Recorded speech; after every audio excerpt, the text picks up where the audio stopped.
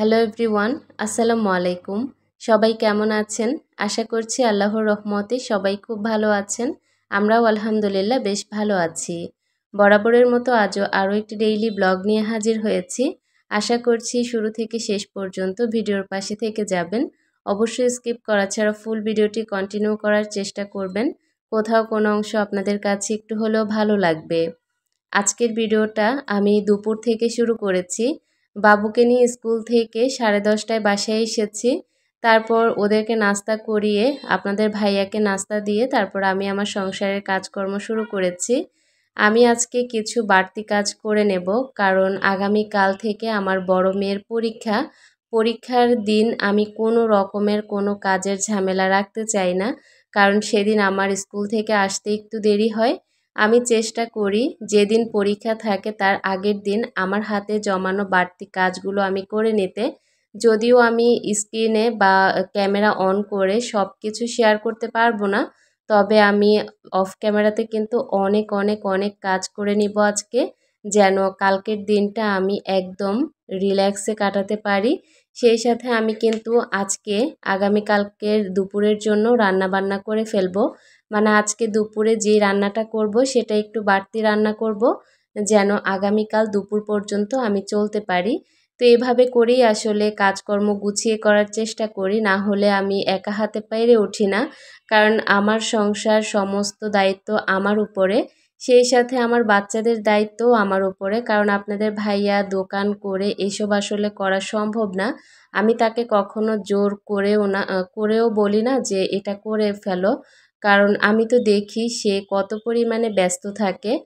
আর তার ব্যস্ততাকে আমি সবসময় প্রাধান্য দিই, কারণ সে ইনকাম করে বলেই কিন্তু আমি এত আরাম আয়েশে এত সুন্দর জীবন যাপন করছি আলহামদুলিল্লাহ। তার উসিলাতেই কিন্তু আল্লাহ আমাকে এত এত এত ভালো রেখেছে। তো তাকে কেন আমি চাপ দিব যে আমাকে এই কাজ করে দাও, ওই কাজ করে দাও। আমি চেষ্টা করি সংসারের ভেতরের সমস্ত কাজকর্ম করতে, সংসারের বাহিরে গিয়েও স্কুল বাজার সব কিছু করে ফেলতে। আর আপনাদের ভাইয়া শুধু ইনকাম করে দিবে, তারপর সমস্ত কিছু আমি মেনটেন করব। আমি মানুষটাই এরকম স্যাক্রিফাইস মাইন্ডের, যে আমি করব তুমি করবে না কেন, এটা কখনোই না। কারণ সে তো ইনকাম করে খাওয়াচ্ছে, এর চেয়ে বড় পাওয়া বা এর চেয়ে বড় কিছু কি আর হতে পারে বলেন? একজন পুরুষ সাংসারিক হওয়া কিন্তু অনেক বড় ভাগ্যের ব্যাপার। যাদের হাজব্যান্ড সাংসারিক তারাই বুঝতে পারে যে সাংসারিক পুরুষ কতটা যত্নবান হয়। তো যাই হোক, আমি এখন ভিডিওতে ফিরে আসি। আগামীকাল যেহেতু মেয়ের পরীক্ষা, আমি আমার হাতের জমানো অনেক কাজ করে নেব। যেমন এখানে অনেকগুলো কাপড় জমানো ছিল, এগুলো আমার শাশুড়ির রুমে আমি খাটের উপর ছড়িয়ে ছিটিয়ে রেখেছিলাম। তো এটা আসলে দেখলে না ভালো লাগে না, তারপরেও ওই যে পেরে উঠি না, তো এই কারণেই ফেলে রাখি। এত এত কাপড় জমেছে জানেন, আমি বেলকনি থেকে এখন অনেক কাপড় নিয়ে আবারও ভাঁজ করেছি। তো সব আমি জায়গা মতো গুছিয়ে রেখেছি, আর যেগুলো একটু ভিজা ছিল সেগুলো আমি আবারও বেলকনিতে মেলে দিচ্ছি। আমার এত এত কাপড় কিন্তু আমি কখনোই ধুই না, আমার কাজের খালা ধুয়ে দিয়ে যায়। এখানে 3 দিনের কাপড় জমেছিল, এগুলো ছাদ থেকে শুকিয়ে আনি। তবে বৃষ্টি ছিল যার কারণে ছাদে আর পুরোপুরি শুকায়নি। তো এগুলো আমি এখন মেলে দিব, দেখা যাবে 1 ঘন্টার মধ্যেই রোদের তাপে এগুলো শুকিয়ে গিয়েছে। প্রত্যেকটা কাপড় গুছিয়ে জায়গা মতো রেখে দিয়েছি। এখন আমি আমার অন্যান্য কাজগুলো করে নেব। বেডরুমের বেডটা যখন ঝেড়েছি তখন দেখলাম অনেক ধুলাবালি উড়েছে। তো আমি কি করলাম, ড্রেসিং টেবিলটাকে ভালো করে একটু মুছে নিচ্ছি। ড্রেসিং টেবিলটা যেহেতু আমার বেডরুমটা একদমই রোড সাইডে, অতিরিক্ত ধুলাবালি আসে। তো আমি চেষ্টা করি প্রতিদিন এগুলোকে পরিষ্কার করতে। কালকে যেহেতু আমি বাসায় আসতে একটু দেরি হবে, আমি চাচ্ছি না যে কালকে কোনো রকমের কোনো কাজ করতে, শুধুমাত্র যেই কাজগুলো না করলেই না সেগুলো করব। আগে থেকে যদি কিছু কাজ আমি গুছিয়ে রাখতে পারি, এটা আমার জন্যই কিন্তু অনেক বড় সেভ হবে। তো এই তো বেডরুমটাকে আমি কিন্তু একদম চকচকে পরিপাটি করে গুছিয়ে নিয়েছি। তবে আমার বেডশিটটাও উঠানো দরকার ছিল, কাজের খালা 2 দিনের জন্য ছুটি নিয়েছে, এ কারণে আর বেডশিটটা উঠাইনি, এভাবে করেই রেখে দিয়েছি। এখন কিন্তু আস্তে আস্তে কাপড় জমিয়ে রাখবো, খালা এসে সব ধুয়ে দিবে। তো তো আমি আজকে যেই আধোয়া কাপড়গুলো বের হয়েছে সেগুলো কাপড়ের ঝুড়িতে রেখে দিয়েছি। আর চাদরটা তুলিনি, কারণ তুলে রাখলে দেখা যায় কি অনেক কাপড় জমে যাবে। তো ওভাবেই থাক, যেহেতু অত ময়লা হয়নি, বেডশিটটা আরও 2 দিন ব্যবহার করতে পারবো। হঠাৎ করেই কাজের খালা আবারও 2 দিনের জন্য ছুটি নিয়েছে। খালা না আসলে বুঝি আসলে খালা কত কাজ করে। মনে হয় কি যে 1-2টা কাজ করে, সেটা আবার কি। তবে হ্যাঁ, দেখেন, আমি যখন উপরের সব কাজকর্মগুলো করি, যেমন ফার্নিচার পরিষ্কার করা, খাট ঝাড়ু দেয়া, তারপরে কিন্তু নিচে প্রচুর পরিমাণ ময়লা হয় ফ্লোরে। তো সেগুলো কিন্তু খালা পরিষ্কার করে। যখন খালা থাকে না তখন নিজে পরিষ্কার করতে গেলে বোঝা যায় কতটা কষ্টের। আমার সিঁড়ি অপরিষ্কার হয়ে আছে, এগুলো কিন্তু 2 দিন পর করলেও হতো। তবে আমার যে চোখ মানছে না, আমি ঘরে কোনোভাবেই শান্তিতে থাকতে পারি না যদি আমার কাজ জমানো থাকে। তো আমি কি করেছি, সমস্ত কাজগুলো আজকেই গুছিয়ে নিব, যেন আমাকে কয়েকটা দিন একটু শান্তিতে থাকা যায়। আগামীকাল থেকে পরীক্ষা শুরু হবে, একদম টানা 7 তারিখ পর্যন্ত পরীক্ষা হবে। কি যে করব, কিভাবে কি করব জানি না। ছোট বেবি নিয়ে, বড়টাকে নিয়ে দৌড়োদৌড়ি করতে গেলে আমার অনেক বেশি ঝামেলা হয়ে যায়। সব কিছু মিলিয়ে করতে তো হবেই, কারণ বাবুদেরকে পড়াশোনা তো করাতেই হবে। আমি তো চিন্তায় পড়ে গিয়েছি, আগামী বছর আমি ছোটজনকে নিয়ে বড়জনকে নিয়ে কিভাবে পারবো। কারণ অনেককেই দেখি যারা 2 বাচ্চা স্কুলে ভর্তি করায়, তাদের অনেক কষ্ট। ওই কথা চিন্তা করলে না খুব বেশি হাসপাস লাগে, কারণ বাবুদেরকে তো আমি একা কখনোই ছাড়তে পারবো না। এই বুঝি আমার অনেকগুলো বছরের জন্য একটা বড় লং জার্নি শুরু হয়েছে। ওদের পড়াশোনা শেষ হওয়া পর্যন্ত আল্লাহ যদি আমাকে বাঁচিয়ে রাখে, আমি অসুস্থ না হলে কখনোই ওদেরকে একা ছাড়বো না, যেহেতু মেয়ে মানুষ। আর বাবা মায়ের কাছেই তো থেকে মেয়েরা সেফ থাকে না, আর একা যাতায়াত করে তো আর কোনো কথাই নেই। তো সবসময় চেষ্টা করব বাচ্চাদেরকে নিয়ে একটু সময় দিতে। যত কিছুই জীবনে হয়ে যাক, ওদেরকে কখনোই একা ছাড়বো না।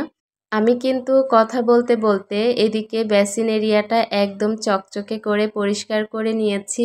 আমি আজকে চেষ্টা করছি আমার যে জমানো কাজগুলো আছে সেগুলো একটু করে নিতে, এতে করে আমার জন্য অনেক সুবিধা হবে।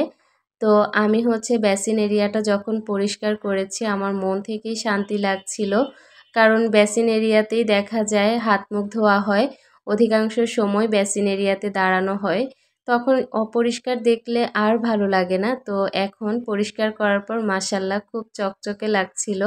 আর বেসিন এরিয়াটা যেহেতু টাইলস করা, এ কারণে একটু যখন মাজা দিই তখন একদম চকচকে হয়ে যায়, এতে করে খুব ভালোও লাগে দেখতে। বেসিন এরিয়াটা পরিষ্কার করে আমি ড্রয়িং রুমে চলে এসেছি। ড্রয়িং রুমটা যদিও গুছানো ছিল, আজকে কি করেছি জানেন? যখন স্কুলে গিয়েছি, স্কুলে যাওয়ার আগে আমি 1.5 ঘন্টা আগে ঘুম থেকে উঠেছি। মানে 6টায় ঘুম থেকে উঠেছি। বাবুকে নিয়ে স্কুলে যাই 7:30টায়। তো এই সময়টুকু আমি কি করেছি, আমার সংসারের অনেক অনেক কাজ করেছি, যেমন এঁটো থালাবাটি ছিল সেগুলো ধুয়েছি। তারপর ড্রয়িং রুমটাকে একদম পরিপাটি করে নিয়েছি, যেন বাসায় আসার পর ড্রয়িং রুমটা সেরকম করে গুছাতে না হয়। তবে কি বলবো, বাবুদের ঘর, ওরা কিন্তু এতক্ষণ লন্ডভন্ড করে ফেলেছিল আমার ড্রয়িং রুমটা। আমি আবারও এখন পরিষ্কার পরিপাটি করে এসেছি। আর ওদেরকে আমার বেডরুমে মিসের কাছে পড়তে বসিয়ে আমি আমার সংসারের কাজগুলো করে নিচ্ছি। সংসারের যে বাড়তি কাজ ছিল, যেমন আমার যেই ফ্রিজটা আছে, ফ্রিজটা পরিষ্কার, তবে আমার মনে হচ্ছে যে একটু তো এলোমেলো হয় বা একটু তো ময়লা দেখা যায়, যেহেতু এখানে খাবারের জিনিসগুলো রাখি। খাবারের জিনিসগুলো যখন বের করি তখন বের করার সময় অনেক সময় পড়ে যায়, আর এতে করেই কিন্তু ফ্রিজটা ময়লা হয়ে যায়। তো আমি চেষ্টা করছিলাম একটা ভেজা কাপড় দিয়ে পুরোটা ফ্রিজ ভালো করে মুছে নিতে, এতে করে উপরের যে ময়লাটা আছে সম্পূর্ণ উঠে যাবে আর ফ্রিজটা একদম চকচকে পরিষ্কার লাগবে। আমার ফ্রিজে সবসময় আমি ঠান্ডা পানি রাখার চেষ্টা করি, কারণ যেই গরম, এই গরমে ঠান্ডা পানি ছাড়া চলাই যায় না। ফ্রিজ পরিষ্কার করে নিয়েছি, তারপর আমি অফ ক্যামেরাতে অনেকগুলো কাটা বাছার কাজ করেছি, যেগুলো আমি কালকে করতে পারবো না সেগুলো আজকে করে রাখছি। যেমন এখানে অনেকগুলো পেঁয়াজ ছিলে রেখেছি, পেঁয়াজ কুচি করে রেখেছি। তারপর বুট সেদ্ধ করে রেখেছি, এখানে কাঁঠালের বিচি সেদ্ধ করে নিয়েছি, আদা রসুন বেটে নিয়েছি, আজকে আর ব্লেন্ড করিনি, অল্প পরিমাণেই আদা রসুন ছিল সেগুলোকে ব্লেন্ড করে নিয়েছি, সেই সাথে রসুন কুচি করে নিয়েছি আর অল্প পরিমাণে রুটি বানিয়ে নিয়েছি, মনে হয় 5-6টার মতো হবে। রুটিগুলো বানিয়ে রাখার কারণ হচ্ছে আমি যদি স্কুলে যাই আসার পর বা সকালে যদি নাস্তা তৈরি করতে না পারি তখন হঠাৎ কাজ সারা যাবে, এই কারণে অল্প পরিমাণে রুটি বানিয়ে রেখেছি। দেখেন তো আমি কত কত কাজ সেরে ফেলেছি, আলহামদুলিল্লাহ। এই কাজগুলো সেরে নেওয়ার পর আমার খুব ফ্রেশ লাগছে, কারণ আগামীকালের কোনো ঝামেলাই আর আমার নেই। এদিকে মনে হলো যে ফ্রি যেহেতু আছি, তো আমি আমার এই সিঁড়িঘরটাকে ভালো করে একটু ঝাড়ু দিয়ে নেই। এই সিঁড়িঘরটা যখন ঝাড়ু দেওয়া হয় তখন এতটাই পরিষ্কার লাগে, খুব ভালো লাগে। আর যেহেতু গাছ আছে এখানে তো সময় কাটানোই হয়। দেখতে পাচ্ছেন কত ধুলা, তো আমি ঝাড়ু দিচ্ছি তখনই মিস চলে যাচ্ছিল, তো এই কারণে একটু অফ রেখেছি ঝাড়ু দেয়া। মিস চলে যাওয়ার পর পুরো উপর থেকে নিচ পর্যন্ত পুরো সিঁড়ি ভালো করে পরিষ্কার করে নেব। পরিষ্কার করার পর আপনাদের ভাইয়াকে বললাম আজকে একটু দোকানটা তাড়াতাড়ি বন্ধ করতে। সে আমাকে বলল কেন? তারপর আমি বললাম যে আজকে ছাদ পরিষ্কার করব, সে যদি আমাকে সাহায্য করে তাহলে ভালো হবে। তো সেও আর আমার কথার অমত হয়নি, কারণ ছাদে সেও যায়, তারও ভালো লাগে গাছপালা। তো আমাকে বলল আমি আধা ঘন্টার মধ্যে আসছি, তুমি হাতের কাজ শেষ করো। আমি হাতের কাজ শেষ করতে করতে সে চলে এসেছে। তারপর আমরা গিয়ে কিন্তু ছাদ একদম নিট অ্যান্ড ক্লিন পরিষ্কার করে নিয়েছি, প্রত্যেকটা গাছের আগাছা পরিষ্কার করেছি, সেই সাথে ছাদটাকে ঝাড়ু দিয়ে নিয়েছি। ইনশাআল্লাহ কালকের ভিডিওতে আপনাদের সাথে শেয়ার করব আমার ছাদ বাগানটা। এই তো একটু একটু করে কিন্তু অনেক কাজ গুছিয়ে নিয়েছি। বাচ্চার পরীক্ষার আগে আমি আমার সংসারের কাজগুলোকে কিভাবে মেনটেন করি সেটাই আজকে আপনাদের সাথে ভিডিও আকারে তুলে ধরার চেষ্টা করেছি, শেয়ার করেছি। জানি না কার কাছে কেমন লাগবে, ভালোবাসা নিয়ে দেখে যাবেন। আজকের মতো বিদায়, আল্লাহ হাফিজ।